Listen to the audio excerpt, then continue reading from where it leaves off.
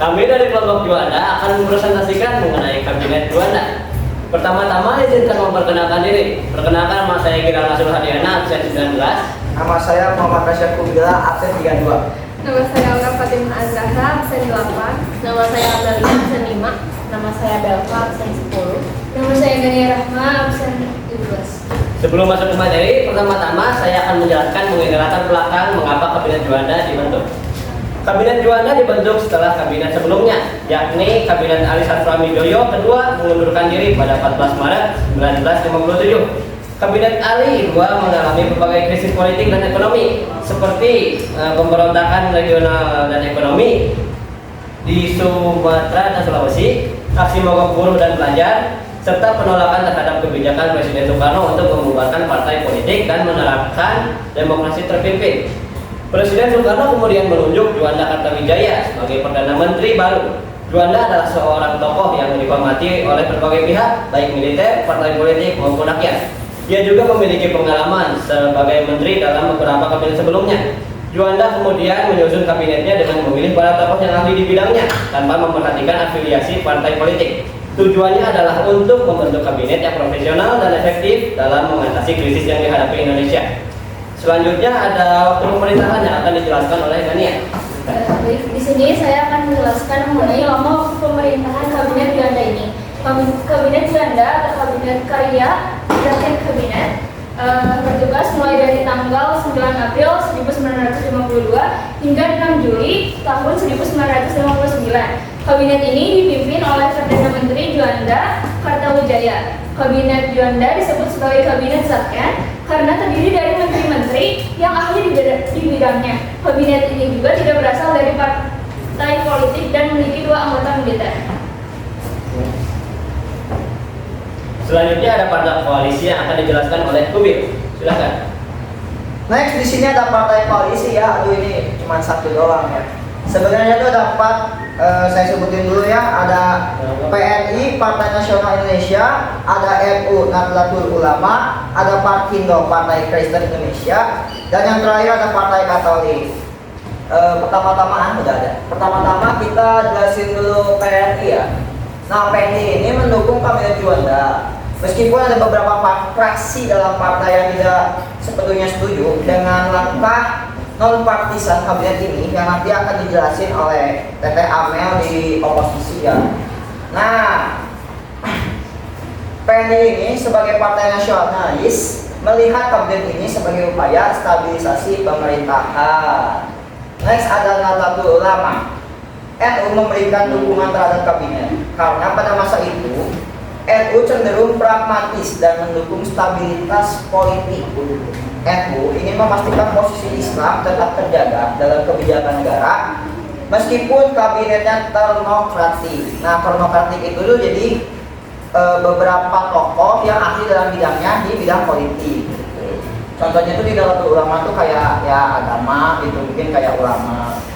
Next ada Parkindo ya, Partai Kristen Indonesia. Nah, Parkindo ini mendukung Kabinet Juanda karena mereka melihat kabinet ini sebagai kesempatan untuk mendorong kebijakan yang lebih moderat dan profesional dalam pembangunan bangsa. Next ada Partai Katolik ya yang terakhir.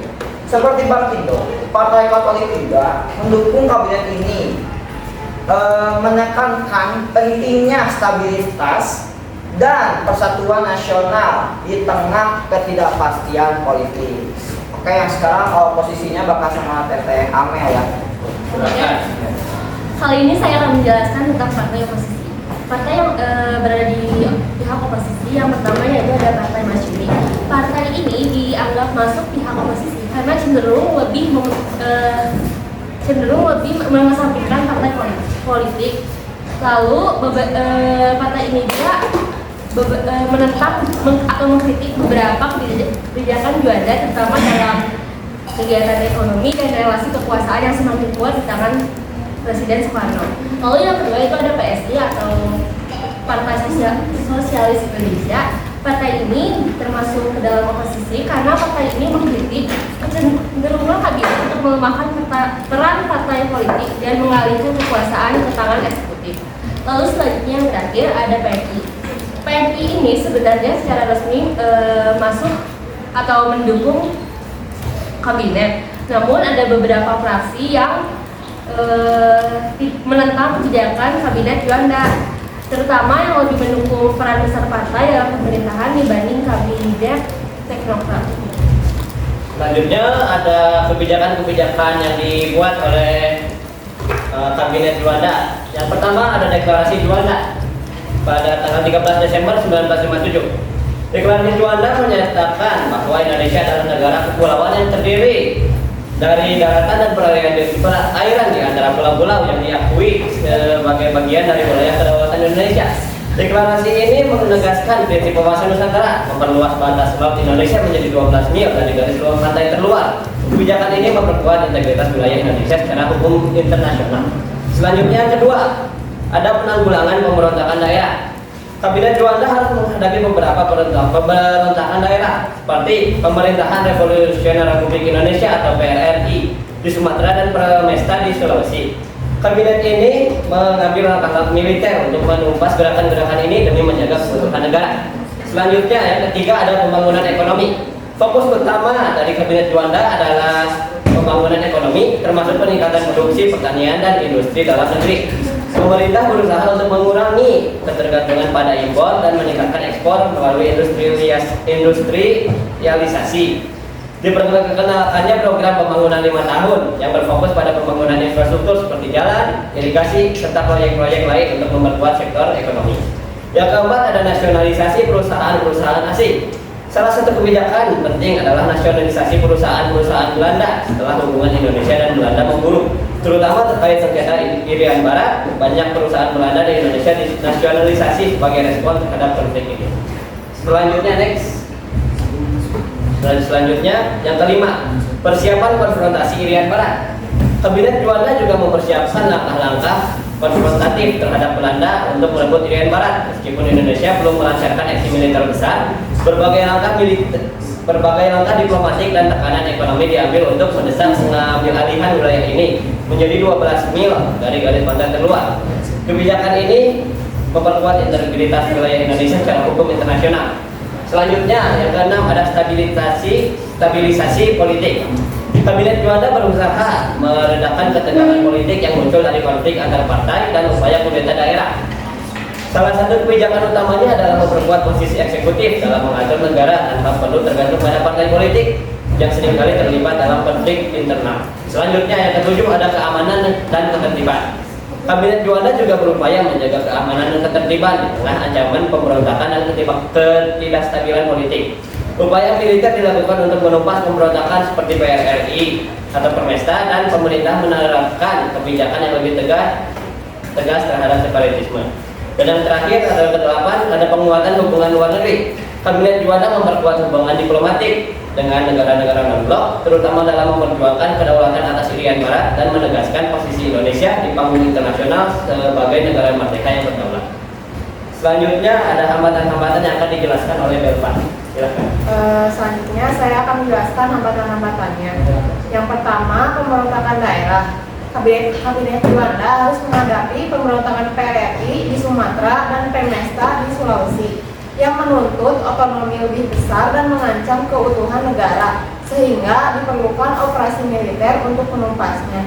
Yang kedua, instabilitas politik. Kabinet ini menghadapi ketidakstabilan politik karena konflik antar partai dalam sistem demokrasi parlementer. Oposisi dari beberapa partai politik, utama seperti Masyumi dan PSI, menghambat pelaksanaan kebijakan. Yang ketiga, krisis ekonomi. Ekonomi Indonesia berada dalam kondisi krisis dengan inflasi tinggi, kurangnya investasi, dan defisit anggaran. Upaya pemerintah seperti program pembangunan 5 tahun terhambat oleh kurangnya dana dan korupsi. Yang keempat, nasionalisasi perusahaan asing.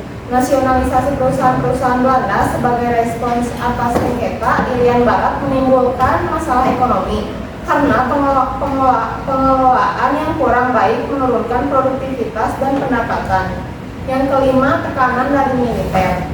Militer mendukung pemerintah dalam menghadapi pemberontakan, tetapi ada ketegangan terkait peran mereka dalam politik dengan beberapa kelompok militer menuntut peran lebih besar dalam pengambilan keputusan nasional.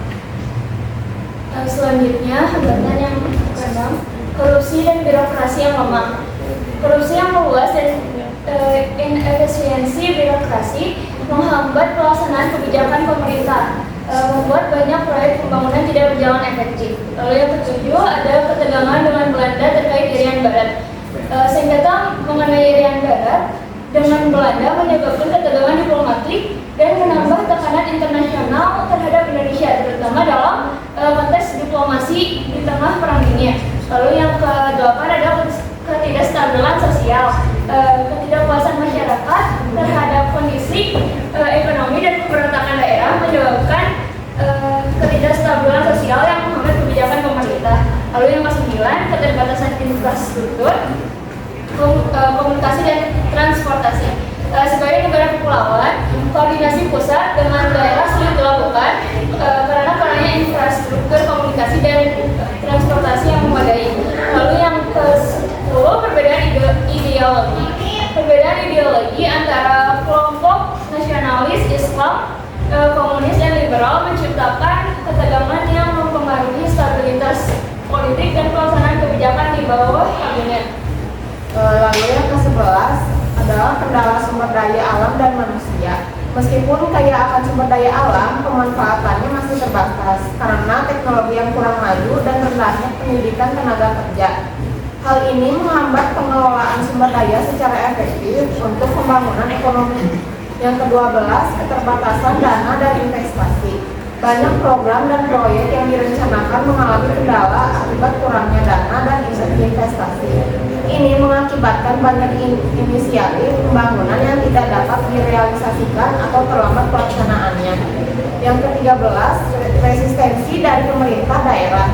Beberapa pemerintah daerah menolak kebijakan pusat, terutama yang dianggap merugikan kepentingan lokal. Resistensi ini memperumit upaya kabinet dalam mengimplementasikan kebijakan secara efektif di seluruh Indonesia. Yang ke-14, persaingan antara partai politik. Persaingan yang intens antara partai-partai politik di Indonesia menciptakan ketidakpastian dan konflik dalam pemerintahan. Ketidakmampuan untuk mencapai konsensus memperlambat pengambilan keputusan yang diperlukan untuk stabilitas. Yang ke-15, kondisi global yang tidak menentu. Indonesia juga menghadapi tantangan dari kondisi global yang tidak stabil, termasuk dampak perang dingin. Ketidakpastian dalam hubungan internasional mempengaruhi kebijakan luar negeri dan strategi ekonomi Indonesia. Selanjutnya ada beberapa faktor kejatuhan yang akan dijelaskan oleh Aura. Faktor-faktor kejatuhan Kabinet Juanda yang pertama adalah terjadinya peristiwa Cikini pada 30 November 1957 yang merupakan peristiwa percobaan pembunuhan terhadap Presiden Soekarno. Pada saat itu, Presiden Soekarno sedang menghadiri pesta ulang tahun perjuangan Cikini ke-15.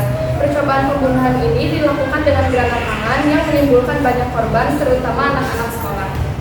Dalam dibalik peristiwa Cikini 1957 adalah anggota pemberontak DITI yaitu Yusuf Ismail. Setelah tragedi Cikini 1957, keadaan negara terus memburuk dan semakin banyak daerah yang menentang kebijakan pemerintah pusat. Penentangan ini pun berkembang menjadi pemberontakan-pemberontakan, salah satunya pemberontakan PRRI Permesta yang semakin memperlemah Kabinet Juanda.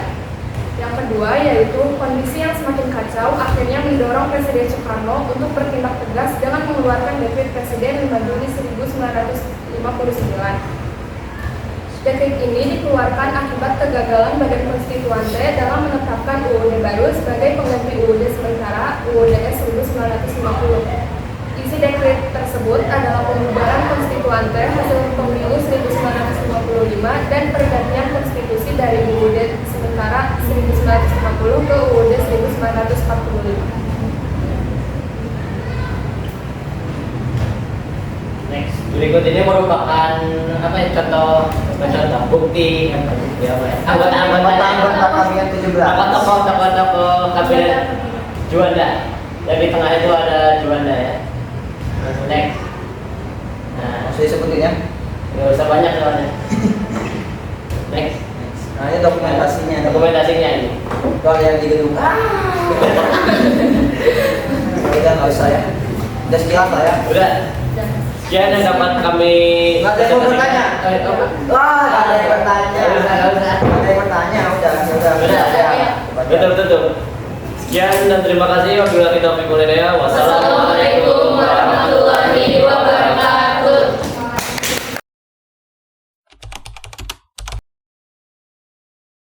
Behind the scene.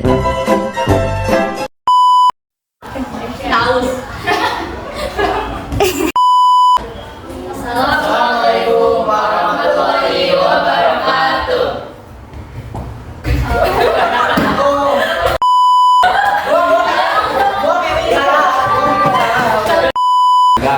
N-nya berapa ini? Udah mulai? Sudutnya berapa?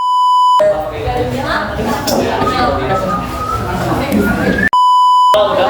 Terus ya, kalau kamu nanya lempar ini ya. Saya nanya, Oh, lempar. izin bertanya. Kamu dong. Kamu lanjut.